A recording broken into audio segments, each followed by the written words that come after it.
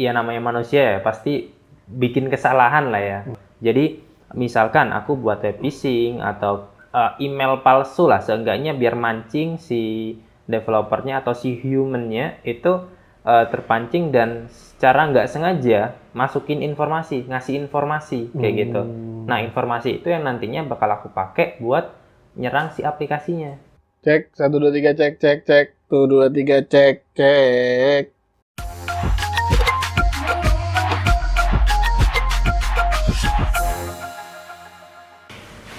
Assalamualaikum warahmatullahi wabarakatuh. Halo Ejakus, ketemu lagi nih di acara yang paling tersohor di YouTube, Kondang ya.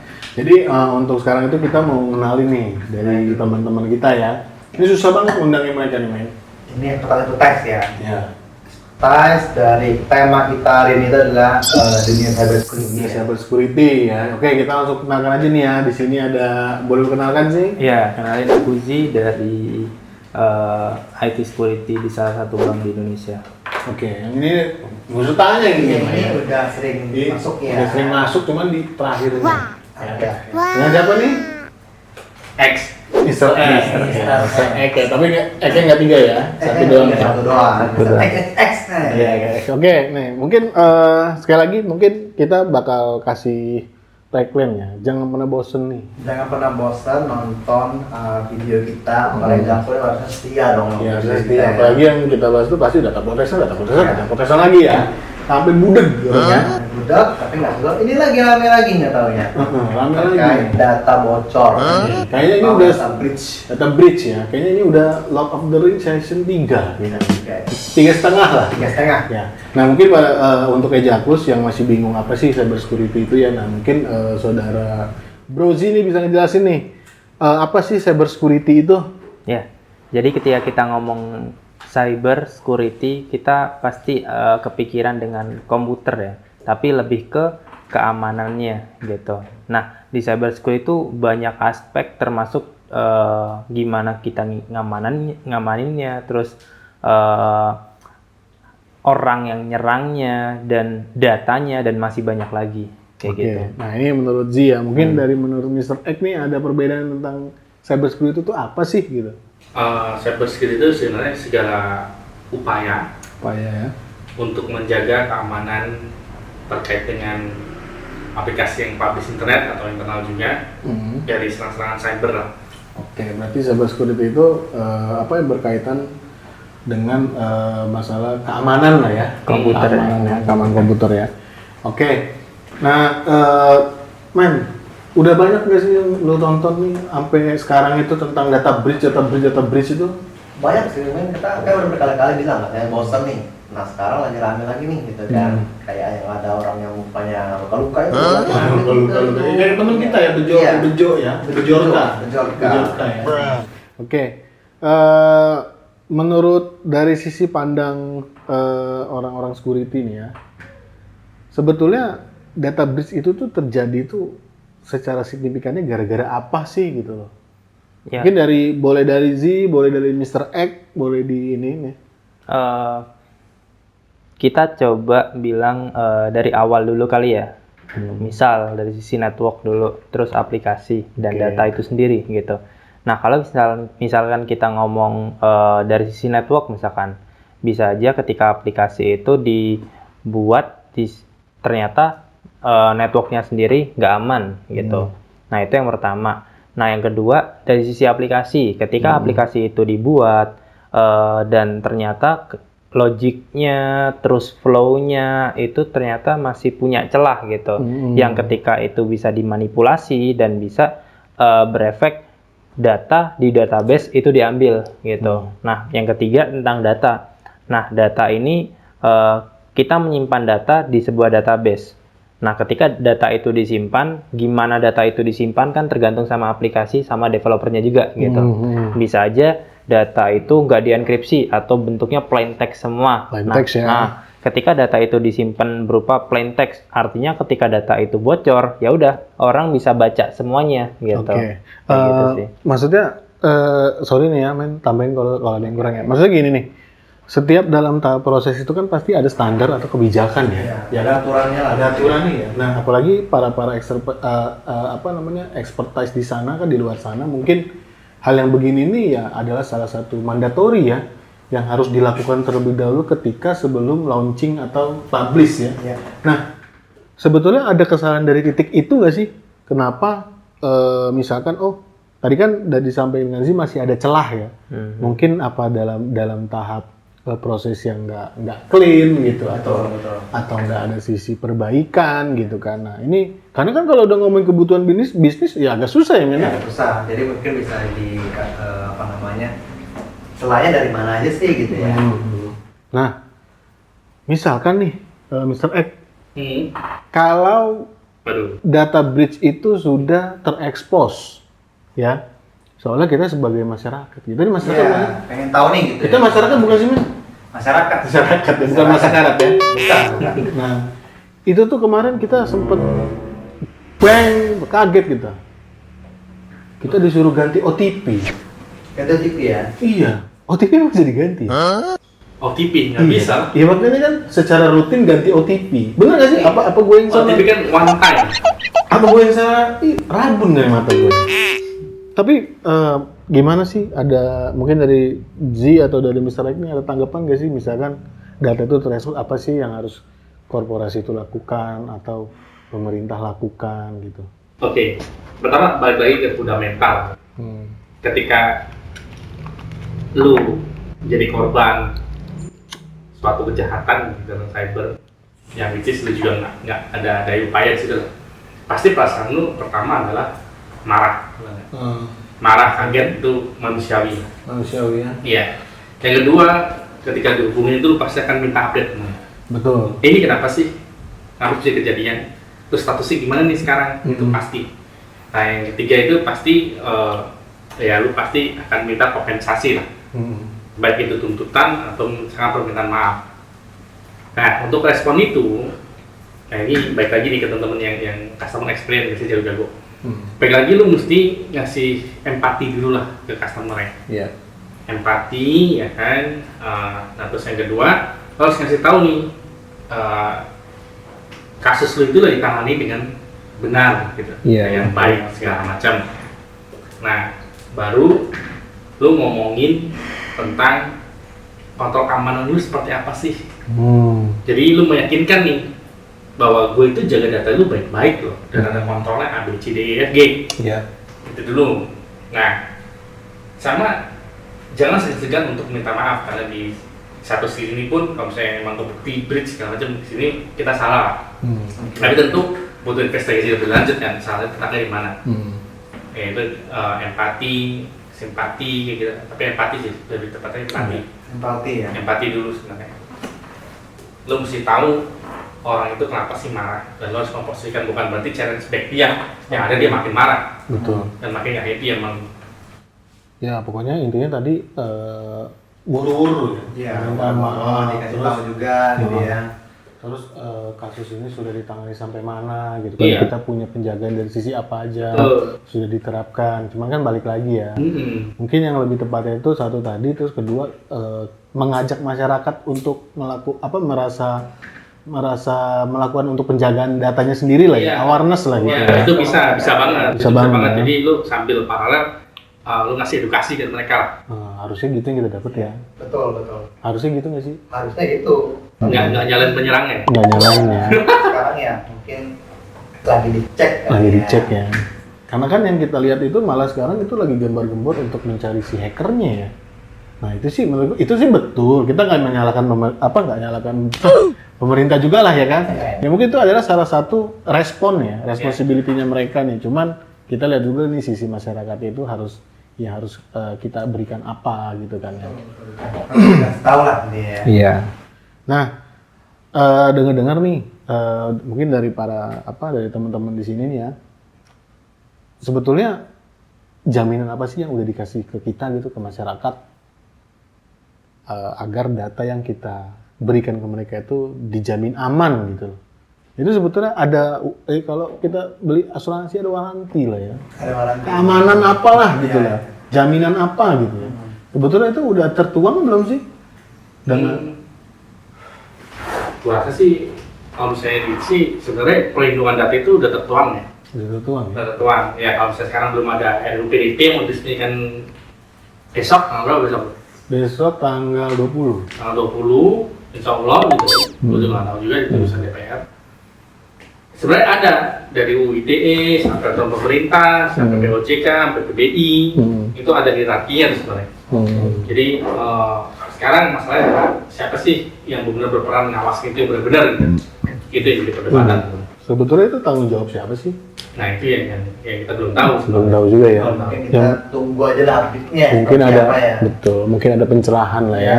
Setelah lah ya. Ya setelah kita tunggu aja update selanjutnya. Jadi di sini jangan ini ya, kita maksudnya ngobrol secara friendly Iya. dengan titel secure friendly ya. Secure friendly. Nah, untuk para ejakuls ya. Oke. Mungkin gua bacain dulu, tadi ada beberapa pertanyaan nih, ya mana? Mungkin kita Beberapa bacain dulu. komen dari Ejakul ya. Cuma di Twitter. Cuma di Twitter dia nanyanya ya. Begitu tanya nih. Ini dari Rizkina Panjul ya. Siapa dulu? Dia nanya nih, halo teman-teman Ejakuls, saya dari orang bisnis nih, saya mau buat aplikasi, gua nggak bisa nyebutin mereknya ya, aplikasi ini. Nah, gimana sih tahapan pertama gua biar aplikasi gua ini aman gitu, tanpa bisa dihack? Mau penjelasannya Ejakuls, thank you Metal. Ada. Ini dari siapa dulu nih? Mungkin dari keamanan Lebih ke blue team harusnya. ke Blue Team ya Iya, pengamanan. kita sebentar dulu ya. Mungkin nanti bisa ditambahkan juga. Ada celah lagi nggak sih? Iya. Jadi sebenarnya gini, aplikasi itu bisa jebol itu kenapa sih? Pasti karena ada kerentanan sebenarnya. Betul. Kerentanan, nah terus kerentanan itu exploit, akhirnya ada ancaman itu ketika berhasil akan ada impact-nya. Ini ada bocor atau aplikasi ngehang, sudah DDoS segala macam kayak gitu. Nah sebenarnya pengamanan yang paling awal itu lu mesti identifikasi kerentanannya dulu nih. Kerentanannya lagi ya. Kerentanannya sama resiko terkena aplikasi itu apa? Gitu. Misalkan emang mengandung data sensitif, keuangan, finansial, lu mesti benar-benar protek sih. Oke. Nah, Gitu. itu kan dari cara pengamanan ya. Mungkin dari penyerangannya gimana nih? Ada celah lagi nggak? Iya. Iya, ketika kita ngomong how to-nya ya, gimana cara nyerangnya, lebih ke yang pertama di sisi network aplikasi itu udah ditaruh di tempat yang bener nggak sih gitu. Contohnya misalkan udah pakai TLS atau yang nge-secure lah data, bagaimana data itu dikirim gitu. Kayak gitu, yang pertama network itu dulu. Nah yang kedua dari si aplikasinya, bener kata Mr. X, gimana caranya si aplikasi itu nanti dibuat dan validasinya bener-bener dipakein semua. Entah itu dari cara dia ngambil data ke database-nya, gimana harus secure lah intinya kayak gitu. Ya. Misalkan nih ya, kita udah ngelakuin nih dengan yang tadi Z bilang nih kan ya, tapi masih jebol juga nih. Itu kenapa ya? Ada yang salah dari apanya nih? Iya, betul. Iya, itu harusnya miss di kemungkinan miss di orangnya sih. Soalnya ketika orang atau developer itu ngebuat sesuatu, bisa aja dia miss, misalkan function A atau B atau C, ketika dia diakses harusnya ini, tapi ketika dia di bypass bisa ngelakuin ini, misalkan kayak gitu. Berarti banyak juga ya, dari sistem, dari orangnya pengaruh juga. Iya, pengaruh juga. Faktornya banyak. Nah kalau dari Mr. X nih? Balik lagi sih, setiap perubahan semacam mesti dikaji resikonya. Dia perubahan itu timbul resiko baru atau enggak gitu kan. Nah, menarik nih. Misalkan kita udah tahu resikonya apa, tapi ya tahu kan kebutuhan bisnis kan. Iya, kebutuhan apa kita kan. Kebutuhan bisnis kan, ya kan. Kebutuhan bisnis tahu kan. Nah, dia tetap juga mau naik nih. Nah, itu yang disalahin siapa nantinya? Ya disalahin tentunya ya si pemilik produknya atau organisasi ya, atau korporat yang disalahin pasti. Bukan vendor ya? Beda lagi. Beda lagi ya? Kecuali kalau misalnya lu developernya baik vendor atau third party vendor ya lu bisa blame mereka, tapi ujung itu tetap korporat juga salah. Oke. Nanti masih jaminan keamanan proses juga nggak selalunya smooth ya berjalan. Enggak terlalu smooth lah. Misalkan nih, corporate atau perusahaan tersebut udah invest besar-besaran nih, tapi masih jebol juga, apa nih? Alhamdulillah ya kalau perusahaan invest gede-gedean mah. Alhamdulillah ya. Alhamdulillah banget. Jadi gini sih Aware ya sebenarnya. berarti ya kalau yang udah invest. Iya. Jadi sebenarnya gini, invest perusahaan gede-gedean masih bocor juga. Itu sih one thing sih. Kalau misalkan lu beli tools sekedar beli doang, nggak maintain tuh bukan preventive maintenance ya. Tapi lu ngecekin rule-nya, lu ngupdatein signature, lu analisa event-nya, ya itu bagus. Tapi kalau kebanyakan kan beli tools, ya sekedar beli tools gitu kan. Kalau tempel gaya-gayaan taruh di LinkedIn. Gitu kan. Nah, kalau misalnya itu semua udah terapin, terus monitoring sampai monitoring juga diterapin juga, ya sesuatu kelemahan human factor. Manusia pasti manusia ya. Bener nggak manusia bener? Manusia ya, berarti ya. Manusia pasti. Nah, mungkin next ini kita mungkin bisa lebih bahas Tentang ini ya, pertanyaan-pertanyaan gitu ya. ya, pertanyaan nih ya. Mungkin dari sisi attack-nya gimana nih dari Z nih. Misalkan tadi kan udah dijelaskan ada dari faktornya dari ada network, ada aplikasi, terus ada data ya. Nah, kalau dari yang paling renyah nih, biasanya yang di-attack tuh apa sih? Yang paling renyah ya buat sekarang ya, itu lebih di aplikasi. Aplikasi paling Network. renyah ya? Iya. Oke. Kalau dari siapa nih? Mr. X? Mr. X, keamanannya sih kita lebih ngamannya kayak apa sih misalkan dari aplikasi? Oh, banyak. Jadi dari aplikasi itu pertama, ya seperti gue bilang kan, perentaran mesti dipikirin juga kan. Mesti di-fixing sebelum naik production lah. Jadi di situ ada internal pentest atau pakai pihak ketiga pentest, terserah. Yang penting vulnerability segala macam itu udah ditutup dulu sebelum production. Nah, second controlnya, ya lu bisa nerapin ada web application firewall gitu. Oke. Nah, terus detection, second control juga perlu juga. Jadi lu mesti terus monitoring event-eventnya. Banyak juga berarti ya. Banyak, karena itu sinergi sih, jadi bersenambungan lah. Defense itu nggak cuma ngomong satu perangkat, tapi berlapis-lapis gitu. Ya, orchestrationnya seperti apa itu sih. Oke. Tadi kan ada dibilang ini ya, apanya manusia nih. Manusia ini kayak gimana tuh kalau dari manusia? Sistem semua tuh kayak disebut. Kalau manusia itu, ini ngomong ke attacker atau ke defense ya? Misalkan ke defender dulu. Defense. Kalau misalnya orang itu jelas hal yang sangat susah lah ya. Pertama, lu mesti ngelakuin awareness berkali-kali. Nah, diwajibkan juga setiap orang itu harus hadir training. Nah, kemudian pakai simulasi attack.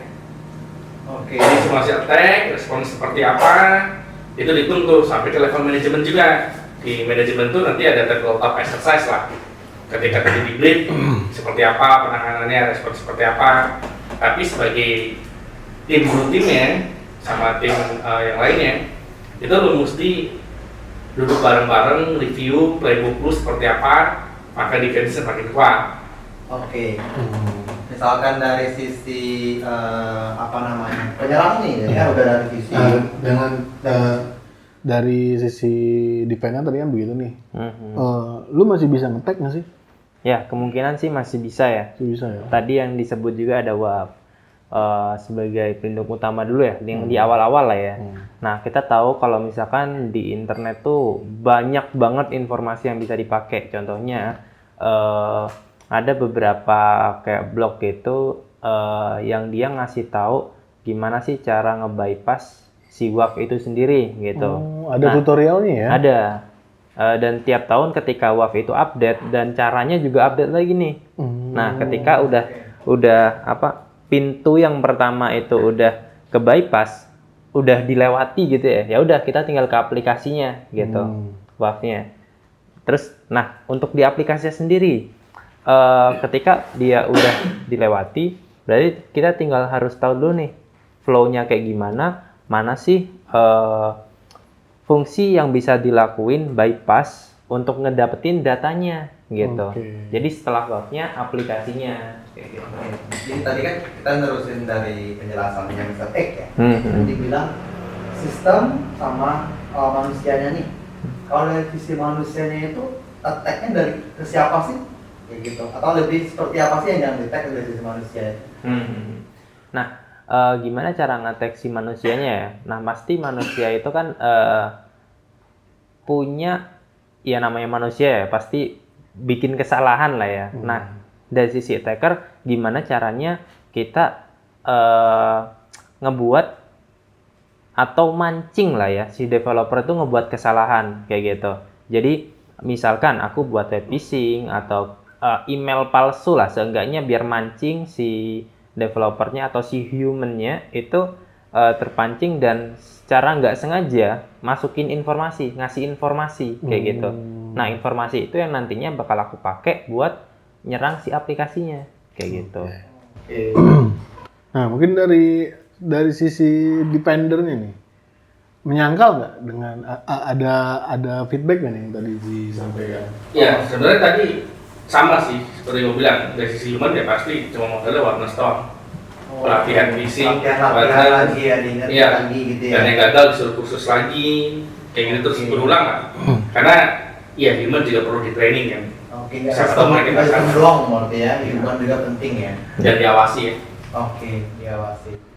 Nah, misalkan kita udah ngelakuin semuanya nih ya, dari kontrol yang tadi udah disebutin gitu kan, dari sisi awareness dan lain-lain gitu. Nah, kita mau misalkan kena lagi, kita mau nyalain siapa nih? Atau kita mau nyalain kepada yang maha kuasa? Atau mau langsung kita serahkan kepada maha kuasa atau gimana nih? Ini ngomong ke gua atau ke si? Ke defender. Oke. Sebenarnya itu gini sih sebenarnya. Kita nggak bisa predik kapan bocor kan. Kita bisa predik juga kapan itu terjadi leakage, bocoran lah.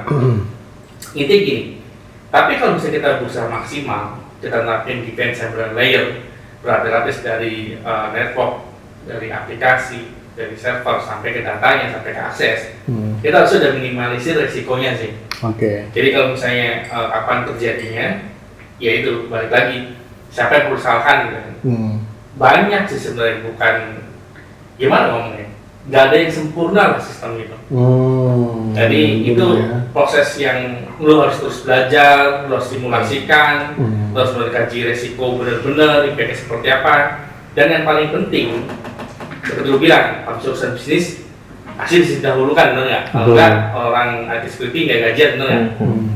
Nah, tapi satu hal yang perlu di make sure oleh si product owner segala macam adalah lu mau nggak nih aplikasi lu aman. Harusnya baik security atau bisnis itu jadi satu priority-nya. Jadi nggak bisa ngomong bisnis gue duluan ya, tapi lu jebol, reputasi lu buruk. Let's say kayak gini, password root lah dibiarin ya, atau password yang di cloud lah, yang level organisasi ya misalkan, itu lu biarin. Nah terus orangnya kesel atau ngasal aja kehapus. Itu otomatis the whole project lu yang ada di situ yang lu bangun bertahun-tahun, lu tiap malam makan junk food, lu stres dimarahin bos lu akan hilang seketika. Di situ lu rugi waktu, rugi uang, rugi resource, rugi banyak hal lah, sampai dengan masalah legalitas, masalah legal lah, hukum segala macam. Itu pasti yang gede banget impact-nya. Jadi balik lagi, bisnis security harus jadi prioritas awal. Dan di regulator kayak misalkan kita ngomongin OJK, BI pun security itu mandatory.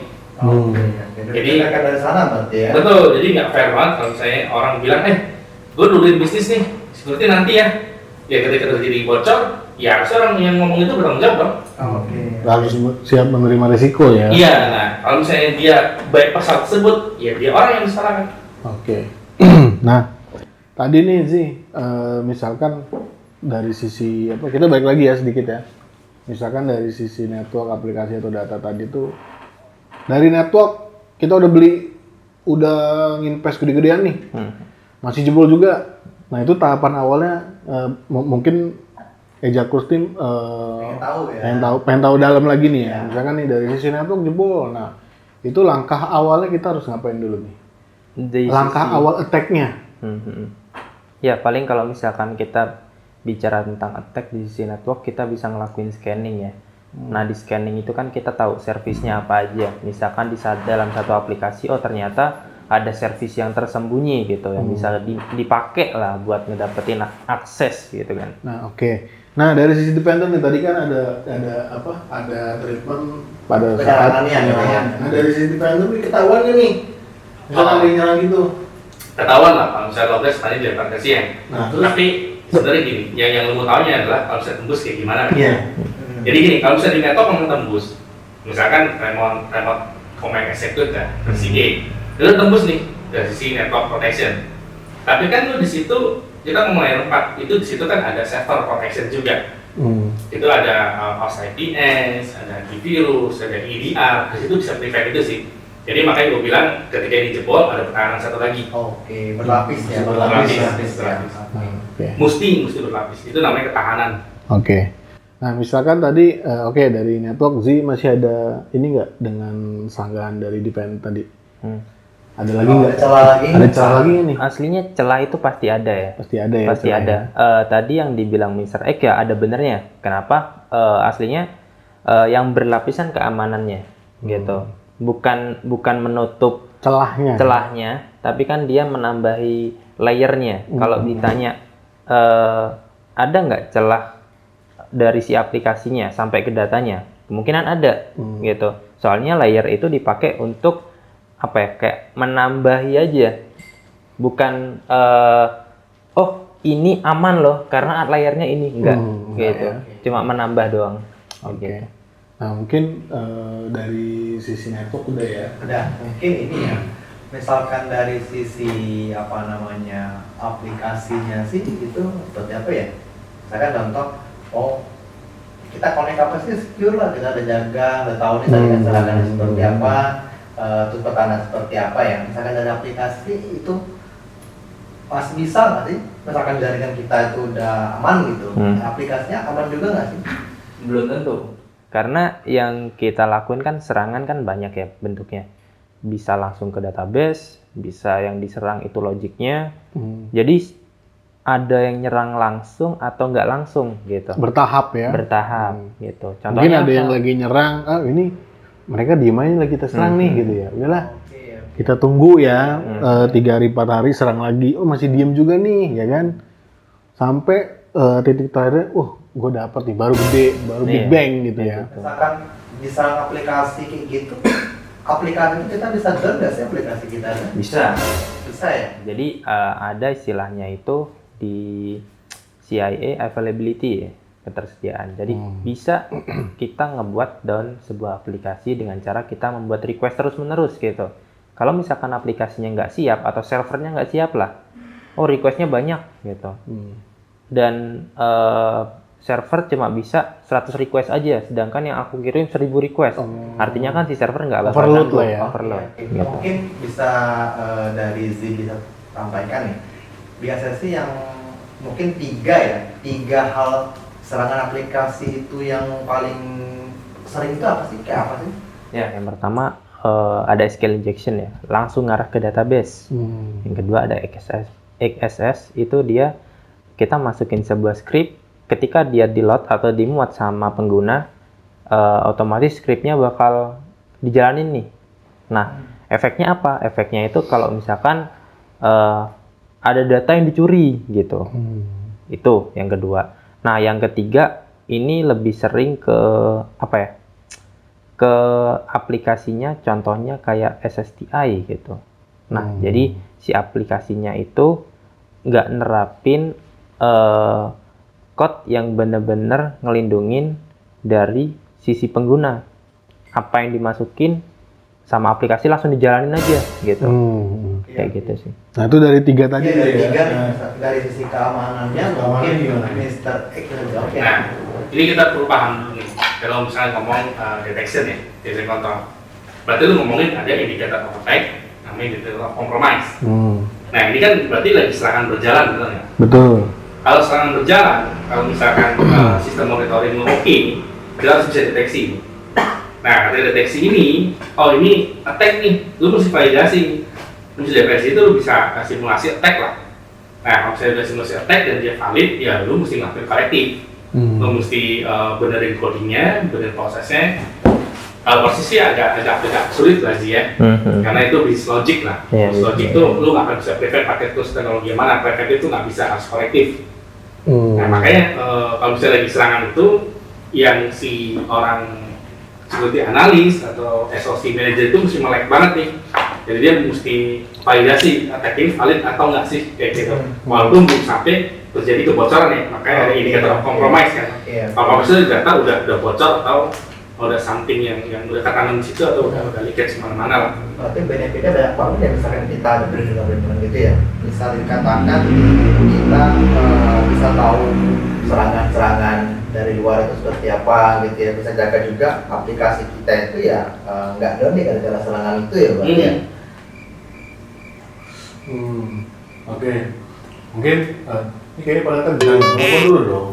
Santai aja. Ngapain? Kapal itu terbuat dari kesampaian yang tidak atas. Friendly. School friendly ya. Nah, mungkin tadi kan kita udah bahas nih sih tentang network, tentang aplikasi ya. Nah, sekarang nih Datanya ya. datanya nih. Nah, sebetulnya Server dulu. Server? Aplikasi server baru data lah. Oh mungkin server dulu aja ya. Server dulu ya. Server dulu ya. loncat ya. Iya. Boleh. Mungkin misalkan dari sisi server nih, aplikasi kan ada di server gitu ya.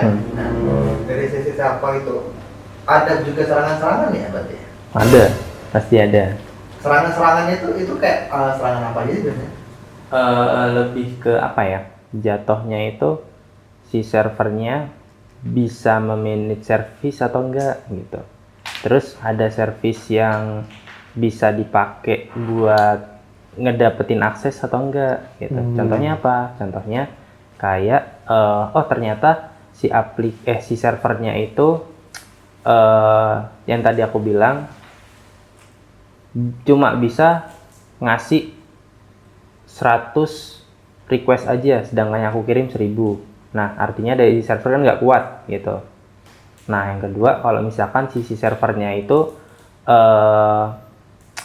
punya celah di sisi aplikasi servisnya, misalkan kayak gitu. Nah, ketika dimanfaatin, misalkan menimbulkan buffer overflow, efeknya apa? RCE gitu, dari servernya doang. Oke, misalkan dari blue team itu si server itu keamanan kan? Oke, server ya akses yang mesti dijaga, mesti ada privilege sama security security mesti jaga banget. Itu pun berlaku untuk semua perangkat yang ngomongin akses ya. Kita harus jaga banget lah itu yang akses, harus terbatas. Oke, berarti dari akses itu apa dari server itu baik dari ada akses juga ya tadi ya? Iya. Oke. Berarti harus Semua. ya. Semua ya. Semua perangkat, akses mesti jaga, aplikasi juga mesti jaga juga aksesnya. Oke, mungkin yang terakhir ini sih terkait data ya. Misalkan dari data itu serangan attack kan dari mana aja sih? Ya, ketika kita ngomong sama data kan disimpan ke database banyak bentuknya. Ada yang bentuknya plain text sama encrypted text gitu. Dimana pasti ketika ada data itu penting, kan password. Ketika disimpan ke database bentuknya plain text, ya udah kita dapat value-nya apa gitu. Dapat. Kayak gitu sih. Lalu penjagaannya gimana? Data yang jelas enkripsi harus lah ya. Tukeran key, enkripsi mekanisme, key harus dijaga, itu penting banget. Nah, terus kemudian monitoring, database monitoring, database protection, encrypt, masking, ya harus ada kalau misalnya data sensitif banget. Oke. Nah, sampai ke pengguna akhirnya juga end user mesti ada DLP juga tuh. Oke, DLP ya. Ya. Oke. Mungkin sesi kita kali ini untuk ngebahas cyber security sampai sini dulu aja kali ya. Mungkin kita bisa summary-in di mana tadi udah dijelasin tentang cyber security itu apa, terus penjaganya kayak apa, dari sisi attack-nya apa, dari sisi defense-nya apa, kita udah jelasin ya secara kompleks ya. Nah, balik lagi sih kalau misalkan kita sudah balik lagi kalau misalkan ke masalah human ya, kalau ke masalah human udah kita serahkanlah kepada yang maha kuasa. Maha kuasa ya. Mungkin dari sini kita bisa cukupi. Apabila ada kesalahan kata dari teman-teman, thank you banget nih dari Mr. X, dari Mr. Z, dari Bung Ara ya. Oke, mungkin nanti misalkan para yang pengen tanya-tanya juga mungkin bisa disampaikan di komen-komen nanti. Iya, bisa ngomong. Atau Japri juga bisa. Atau Japri bisa Japri ya. Kita pun juga gitu. Karena kita kebanyakan sering Japri ya. Iya. Oke. akhir kata kita ucapkan assalamualaikum warahmatullahi wabarakatuh. Dah. Nah.